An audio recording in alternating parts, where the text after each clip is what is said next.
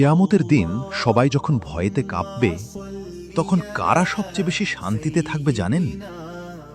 রসূল সাল্লাল্লাহু আলাইহি ওয়াসাল্লামকে, যারা বেশি বেশি দরুদ পাঠ করত। আমরা দুনিয়ার সমস্যায় ভেঙে পড়ি, টেনশন, ভয়, দুঃখ সবকিছু আমাদের ঘিরে ধরে, কিন্তু একটা ছোট আমল আপনার জীবনও বদলে দিতে পারে আখিরাতও। রসূল সাল্লাল্লাহু আলাইহি ওয়াসাল্লাম বলেছেন, যে ব্যক্তি আমার উপর একবার দুরূদ পাঠ করে আল্লাহ তার উপর 10টা রহমত নাজিল করেন।